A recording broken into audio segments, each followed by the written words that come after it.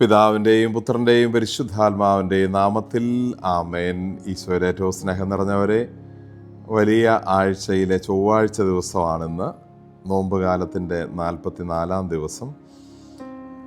ഇന്ന് പരിശുദ്ധ കുർബാനയിൽ നമ്മൾ വായിച്ച് ധ്യാനിക്കുന്നത് വിശുദ്ധ ലൂക്കാ സുവിശേഷം 20-ാം അധ്യായം 9 മുതൽ 19 വരെ വാക്യങ്ങളിൽ വിവരിക്കുന്ന മുന്തിരിത്തോട്ടത്തെയും കൃഷിക്കാരെയും കുറിച്ചുള്ള ഈശോയുടെ ഉപമയാണ്.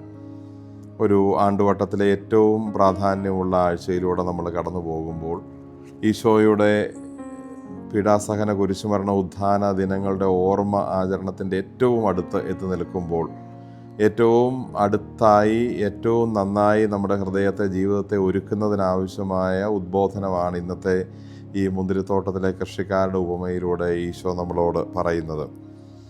മുന്തിരിത്തോട്ടത്തിൻ്റെ ഉടമസ്ഥൻ വീണ്ടും വീണ്ടും ക്ഷമയും കരുണയും കാണിച്ച് മുന്നോട്ട് പോകുമ്പോൾ കൃഷിക്കാർ വീണ്ടും വീണ്ടും തെറ്റുകളുടെ ആഴം വർദ്ധിപ്പിക്കുന്നതും അവർ സാവധാനം അബദ്ധത്തിൻ്റെ പടുകുഴിയിലേക്ക് വീഴുന്നതും പിന്നീട് ഏറ്റവും വലിയ തെറ്റിലേക്ക് രക്ഷിക്കപ്പെടാനാവാത്ത വിധം വീണു പോവുകയൊക്കെ ചെയ്യുന്നതാണ് നമ്മൾ ഇന്നത്തെ ഈ ഈശോ പറയുന്ന കഥയിൽ കാണുന്നത്, മനസ്സിലാക്കുന്നത്. തോട്ടത്തിൻ്റെ ഉടമസ്ഥൻ ദൈവമാണ് എന്ന് നമുക്ക് തിരിച്ചറിവുണ്ട്. ദൈവം തൻ്റെ സ്വഭാവമനുസരിച്ച് കരുണ കാണിച്ചുകൊണ്ടിരിക്കുന്നു, തിരുത്താൻ അവസരം തന്നുകൊണ്ടിരിക്കുന്നു. നമ്മുടെ പരിശുദ്ധ കുർബാനയിൽ പ്രാർത്ഥിക്കുന്നതും അതുതന്നെയാണല്ലോ. അങ്ങയുടെ സ്വഭാവത്തിനൊത്ത വിധം എപ്പോഴും ഞങ്ങളെ കടാക്ഷിക്കുകയും അനുഗ്രഹിക്കുകയും കരുണ കാണിക്കുകയും ചെയ്യണം. ദൈവത്തിൻ്റെ സ്വഭാവമാണ് വീണ്ടും വീണ്ടും ക്ഷമിക്കുക, തുടർച്ചയായി കരുണ കാണിക്കുക എന്നതൊക്കെ. അതുതന്നെയാണ് ദൈവത്തിൻ്റെ തന്നെ പ്രതിനിധിയായി നിൽക്കുന്ന ഈ മുന്തിരിത്തോട്ടത്തിൻ്റെ ഉടമസ്ഥൻ ചെയ്യുന്നത് എന്ന് നമ്മൾ കാണുന്നു. ദൈവം വീണ്ടും വീണ്ടും കരുണ കാണിച്ചു കൊണ്ടിരിക്കുന്നത് ദൈവത്തിൻ്റെ ബലഹീനതയാണെന്നോ കഴിവുകേടാണെന്നോ നമ്മൾ മനസ്സിലാക്കിയാൽ, ആ രീതിയിൽ ചിന്തിച്ചാൽ, തെറ്റ് തിരുത്താതെ നമ്മൾ മുമ്പോട്ട് പോകുന്നത് നമ്മുടെ മിടുക്കാണെന്ന് വീണ്ടും വീണ്ടും കരുതിക്കൊണ്ടിരുന്നാൽ എന്ത് ചെയ്യുന്നതിലും ഒരു മടിയുമില്ലാത്ത ഒരവസ്ഥയിലേക്ക് നമ്മളും ഈ കൃഷിക്കാരെ പോലെ ചെന്ന് ചേരും എന്ന് ഈശോ നമ്മളെ ഓർമ്മിപ്പിക്കുകയാണ്.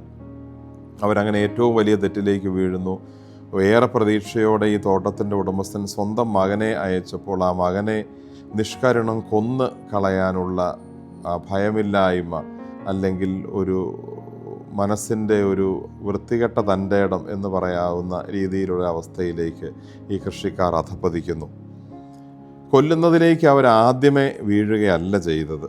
ആദ്യം വന്നയാളെ അവർ അപമാനിക്കുന്നു, പിന്നീട് വന്നയാളെ പരിക്കേൽപ്പിക്കുന്നു, പിന്നെയാളെ കൂടുതൽ മാരകമായി ഉപദ്രവിക്കുന്നു. പിന്നീടാണ് ഇതൊന്നും കുഴപ്പമില്ല എന്ന് കരുതി അവരുടെ തെറ്റിലവർ വളർന്ന് മുമ്പോട്ട് പോയി ഒരു കൊലപാതകം ചെയ്യുന്നതിലേക്ക് ഒരു മടിയുമില്ലാതെ അവർ കടക്കുന്നത്. അങ്ങനെ അവർ ഏറ്റവും വലിയ തിന്മയിലേക്ക് എത്തുകയാണ്. സ്നേഹമുള്ളവരെ, നമ്മൾ ഇതിലേതവസ്ഥയിൽ നിൽക്കുന്നു എന്ന് നമുക്ക് ചിന്തിക്കാം.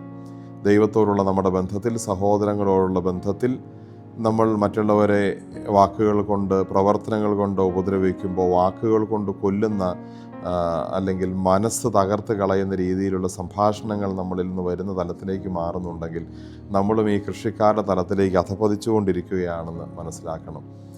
നമ്മുടെ ഈ ദൈവത്തിൻ്റെ സ്വന്തം നാട്ടിൽ അരങ്ങേറിയ ചില കൊടും ക്രൂരതകളെയും കൊലപാതകങ്ങളെയും ഒക്കെ കുറിച്ച് കേൾക്കുമ്പോൾ, അത് ചെയ്ത ആളുകൾ വലിയ കൊലപാതകങ്ങൾ പലത് ചെയ്തിട്ടും ഒരു കൂസലുമില്ലാതെ നടക്കുമ്പോൾ, നമ്മൾ അവരുടെ ചരിത്രം മനസ്സിലാക്കുമ്പോൾ കാണുന്നു അവരൊറ്റയടിക്ക് ആ കാര്യം ചെയ്തതല്ല. വർഷങ്ങൾ അവരുടെ മനസ്സിൽ അവർ പകയും വിദ്വേഷവും വെറുപ്പും ഇഷ്ടക്കേടും കൊണ്ട് നടന്ന് പല രീതിയിൽ ആളുകളെ ദ്രോഹിച്ച് അതിലൊന്നും അവർക്കൊരു മനക്കടിയില്ലാതെ, മനഃശാഞ്ചല്യമില്ലാതെ മുമ്പോട്ട് പോയപ്പോൾ പിന്നെ വലിയ തെറ്റുകൾ ചെയ്യുന്നതിലേക്ക് അവർക്ക് യാതൊരു ബുദ്ധിമുട്ടും ഉണ്ടാകുന്നില്ല. സൂപ്പിൽ വിഷം കലർത്തി പലരെ കൊന്ന കൂടത്തായി ജോളിയെക്കുറിച്ച്, അല്ലെങ്കിൽ അതുപോലെ ജീവിത പങ്കാളിയെ വെട്ടിനുറുക്കി കഷ്ണങ്ങളാക്കിയവരെക്കുറിച്ച്, വിഷം കൊടുത്ത് കൊല്ലുന്നതിനെക്കുറിച്ചൊക്കെ യാതൊരു മനഃശാഞ്ചല്യവും യാതൊരു ഭയവും ടെൻഷനും ഒന്നുമില്ലാതെ ഇത്തരം ആളുകൾ ഇത്തരം കാര്യങ്ങൾ, ക്രൂരകൃത്യങ്ങൾ ചെയ്തിട്ട് സാധാരണക്കാരെ പോലെ ജീവിക്കാൻ തക്ക രീതിയിൽ അവരുടെ മനസ്സ് മുരടിച്ചു പോയി അല്ലെങ്കിൽ മോശമായി പോയി എന്നത് നമ്മൾ കാണുമ്പോൾ അറിയുന്ന കാര്യം. ഒരൊറ്റ ദിവസം അതിലേക്ക് എത്തിയതല്ല. അവർ സാവധാനം തെറ്റുകളെക്കുറിച്ച് ചെറുതുണ്ടായപ്പോൾ അതിനെക്കുറിച്ച് പശ്ചാത്തപിക്കാതെ മനസ്സ് മാറ്റാതെ മുമ്പോട്ട് പോയപ്പോൾ അവർക്ക് പിന്നീട് ഏത് തെറ്റ് ചെയ്യുന്നതിനും ഒരു മടിയും ഒരു കുഴപ്പവും അവർക്ക് തോന്നുന്നില്ല. സ്നേഹമുള്ളവരെ, ദൈവത്തിൻ്റെ കരുണയെ വീണ്ടും വീണ്ടും പരീക്ഷിച്ചുകൊണ്ടിരിക്കുന്നവരാണോ നമ്മൾ എന്ന് നമ്മൾ ആത്മശോധന ചെയ്യണം. ഈ നോമ്പ് കാലത്തിലൂടെ കടന്നു വരുമ്പോൾ നമ്മൾ നമ്മുടെ തെറ്റുകൾക്ക് പ്രായശ്ചിത്തം ചെയ്യുന്നു. ഈ തെറ്റുകൾക്കെല്ലാം പ്രായശ്ചിത്തം ചെയ്ത് ഇത് വലിയ അപരാധങ്ങളാണെന്ന് അറിഞ്ഞുകൊണ്ടും ഇനി അത് ചെയ്യാതിരിക്കാനുള്ള ആഗ്രഹം കൊണ്ടുകൂടിയുമാണ്. തൽക്കാലത്തേക്കല്ല നമ്മൾ കുമ്പസാരത്തിൽ പറഞ്ഞ് ഇവയെ ഒഴിവാക്കുന്നത്. ഇത് തെറ്റാണെന്നും നമുക്ക് ചേരാത്തതാണെന്നും അറിഞ്ഞ് എന്നേക്കുമായിട്ട് ഈ പാവങ്ങളെ, ഈ തെറ്റുകളെ പറഞ്ഞ് ഒഴിവാക്കുകയാണ്. അതാണ് കുമ്പസാരത്തിൽ നടക്കുന്നത്. നമുക്ക് ഈ കൃഷിക്കാരുടെ മനസ്സിൻ്റെ ദുഷ്ടത നമ്മളിലേക്ക് പടരാതിരിക്കട്ടെ.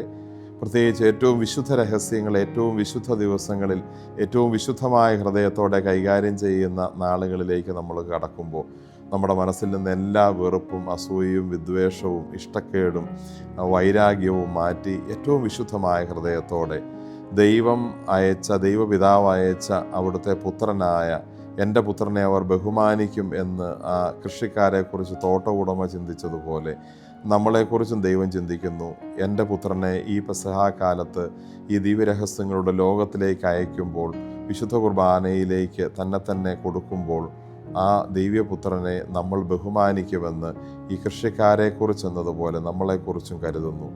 നമുക്ക് ഏറ്റവും യോജിച്ച രീതിയിൽ ഈ പുത്രനെ, ഈശോയെ സ്വീകരിക്കാനും നമ്മുടെ ജീവിതത്തിന് രക്ഷയാക്കി മാറ്റാനും, അവനെ തള്ളിക്കളയുന്നത് ശിക്ഷയ്ക്ക് കാരണവും അവനെ സ്വീകരിക്കുന്നത് രക്ഷയ്ക്കുള്ള മാർഗവുമാണെന്ന തിരിച്ചറിവിൽ ഈ ദിവ്യരഹസ്യങ്ങളുടെ വിശുദ്ധ ദിവസങ്ങളിലൂടെ ഏറ്റവും യോഗ്യതയോടെ, ഭക്തിയോടെ കടന്നുപോയി ഈശോയെ സ്വീകരിക്കാനുള്ള വലിയ അനുഗ്രഹത്തിന് നമുക്ക് പ്രാർത്ഥിക്കാം. ഈ കൃഷിക്കാരുടെ ജീവിതത്തിൻ്റെ അപകടങ്ങളിൽ നിന്ന് പാഠങ്ങൾ പഠിച്ച് നമ്മൾ ജീവിതത്തിൽ തെറ്റ് ചെയ്യുന്നവരാകാതിരിക്കാനുള്ള നല്ല നിശ്ചയവും എടുക്കാം. ദൈവം നമ്മളെ അനുഗ്രഹിക്കട്ടെ. ആമേൻ.